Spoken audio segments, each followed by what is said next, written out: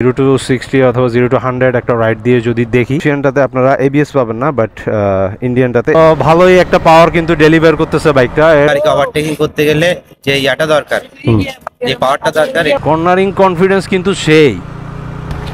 Hello ভাই বাদার, আসসালামু আলাইকুম। আশা করছি সবাই ভালো আছেন। দেখতে পাচ্ছেন আমার সামনে আছে একটি Yamaha MT-15 version 1। So basically আজকে ইয়ামাহা MT-15 এর আরেকটি সুপার মডিফাইড বাইক রিভিউ করার কথা ছিল, যেটা MT-15 ভার্সন 1 থেকে ভার্সন 2 তে আপগ্রেড করা হয়েছে। বাট সো আনফর্চুনেটলি ওই বাইকটার যে ইউজার, উনি আজকে একটু বিজি থাকায় ওই বাইকটা আজকে রিভিউ করা সম্ভব হচ্ছে না। বাট ইনশাল্লাহ নেক্সট আরেকটা ভিডিওতে ওই সুপার মডিফাইড MT-15 ভার্সন 1 নিয়ে আমরা একটা রিভিউ শেয়ার করবো।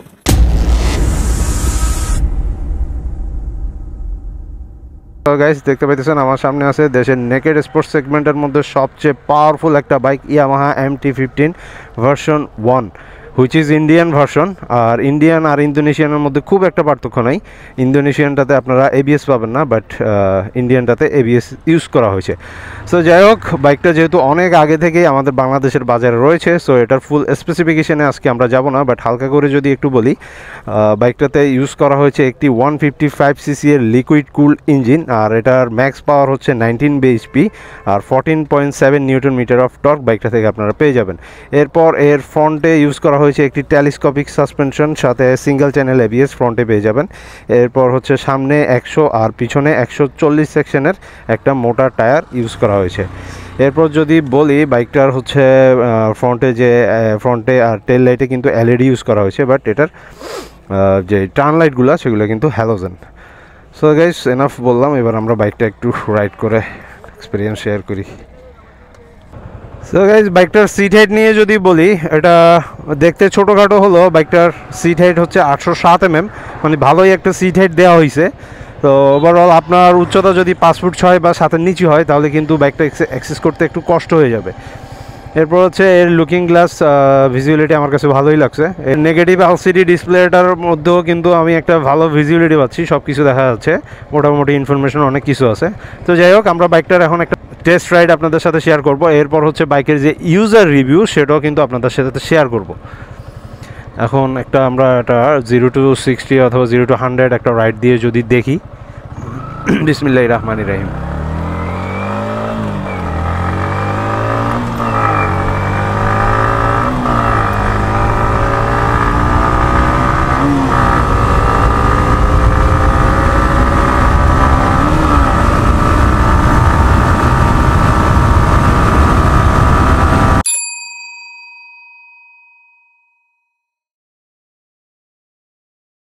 বিসমিল্লাহির রহমানির রহিম।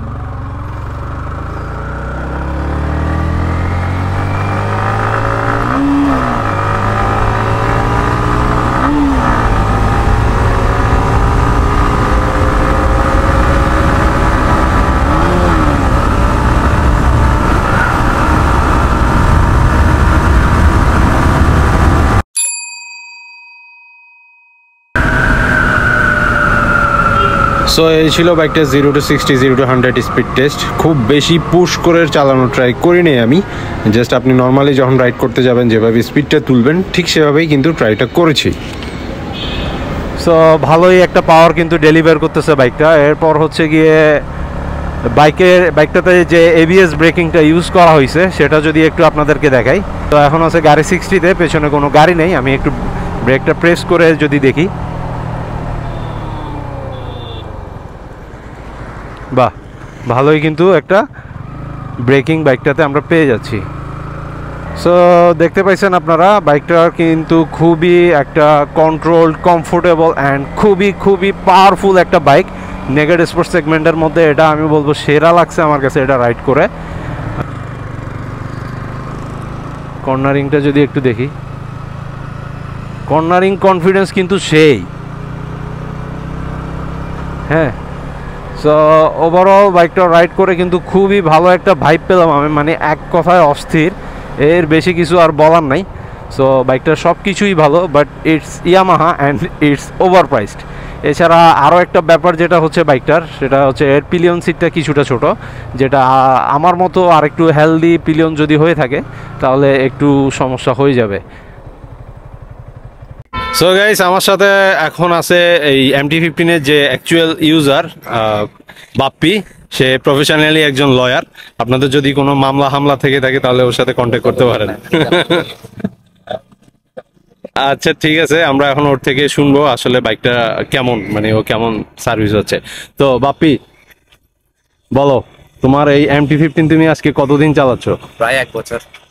প্রায় 1 বছর। আচ্ছা, তো বাইকটা থেকে তুমি কেমন সার্ভিস পাইতেছো? মাশাআল্লাহ ভালোই সার্ভিস পাচ্ছি। আচ্ছা আচ্ছা, তো বাইকটার পার্টস অ্যাভেলেবিলিটি কেমন আর খরচ কেমন যায়? অ্যাভেলেবেল পার্টস আছে কিন্তু প্রাইসটা হাই আর কি। ইয়ামাহার তো প্রাইস একটু হাই হয়, এটা একটা এমনি পাওয়া যায় না সচরাচর, সব পার্টস গুলো পাওয়া যায়, স্টকও পাওয়া যায়, আফটার মার্কেটও পাওয়া যায়। আফটার মার্কেটও পাওয়া যায়। আচ্ছা, বাইকটাতে তুমি এক্সট্রা পার্ট কি কি লাগাইছো? RCB master cylinder, clutch lever, brake lever, তারপর টিমসানের চাকা, গার্ড। টায়ারটা আলাদা না? জি জি। আচ্ছা, তারপর এখানে একটা ক্র্যাশ গার্ড দেখা যাইতেছে, এটা তো তুমি লাগাইছো? জি জি। আচ্ছা, তো বাইকটা থেকে মাইলেজ কেমন পাও তুমি? 38-40। 38-40। সিটির বাইরে তো আরেকটু বেশি পাওয়া যায়। বাইরে বেশি পাওয়া যাবে, যদিও রাইড করা হয়নি এখনো সিটির বাইরে। আচ্ছা আচ্ছা, বুঝতে পারছি। তো বাইকটার ওভারঅল পারফরমেন্স মানে হচ্ছে গিয়ে ওই মাঝের মধ্যে ওভারটেকিং এর জন্য আমাদের যে একটা ইনিশিয়াল পাওয়ার লাগে, তারপর হচ্ছে গিয়ে হাইওয়েতে একটু যে পাওয়ার লাগে, ওইটা কেমন পাও তুমি? এটা যথেষ্ট ভালো পাই। আচ্ছা, বিশেষ করে কোনো গাড়িকে ওভারটেকিং করতে গেলে যে ইয়াটা দরকার, যে পাওয়ারটা দরকার, এটা ভরপুর আছে এই গাড়ি। আচ্ছা আচ্ছা। বাইকটার বর্তমান বাজার মূল্য হচ্ছে 4,40,000 টাকা। হ্যাঁ, তো বর্তমানে কেউ যদি একটা নেগেট স্পোর্টস বাইক কিনতে যায়, মানে MT-15 কি নেওয়া উচিত হবে কিনা তুমি মনে করো? আমি সাজেস্ট করব এটা আসলে আমি ইউজার হিসেবে আমার যথেষ্ট ভালো লাগে। আচ্ছা, চালাই মজা পাইতেছি। আচ্ছা, আশা করি যে কিনবে উনিও ভালো একটা ফিডব্যাক পাবে বাইকটা থেকে। হ্যাঁ, আচ্ছা, এটার যে একটা কমপ্লেন আছে পিলিয়ন সিটটা ছোট, এটা কি তুমি ফিল করছো নাকি? পিলিয়ন সিট ছোট ঠিক আছে, কিন্তু দুইজনের জন্য পারফেক্ট একটা সিট। হ্যাঁ, দুজন চালাইলে কোনো সমস্যা নেই, তিনজন নেওয়ার জায়গা নেই। 3 জন তো আসলে উচিত না চালানো। তবে যারা 3 জন রাইড করে, ট্রিপল রাইডিং করে, ওনাদের জন্য এই বাইক না। আচ্ছা আচ্ছা, সেটা আমারও মনে হয়েছে আসলে বাইকটা মানে হচ্ছে কি, আর পিলিয়ন যদি একটু হেলদি হয় তাইলে একটু সমস্যা হয়। সমস্যা আসলে আমি এখন ফেস করি না, আমার হেলদি ফ্রেন্ড আছে অ্যাভেলেবেল, ওদেরকে নিয়ে আমি চালাই। হ্যাঁ, আচ্ছা আচ্ছা। সো গাইস, আজকের ভিডিওটি আপনাদের কেমন লেগেছে সেটা কিন্তু অবশ্যই কমেন্ট করে জানাবেন। আর if you are a motorcycle enthusiast, আর আপনি যদি একজন বাইক লাভার হয়ে থাকেন, তাহলে নিত্য নতুন সব বাইকের আপডেট সবার আগে জানতে অবশ্যই চ্যানেলটি সাবস্ক্রাইব করে নিচে বেল বাটনে ক্লিক করে দিবেন, আর লাইক কমেন্ট শেয়ার করে সাথে থাকবেন। আজকের ভিডিওটি আমরা এখানেই শেষ করছি। যে যেখান থেকে দেখছেন ভালো থাকবেন, সুস্থ থাকবেন। আসসালামু আলাইকুম।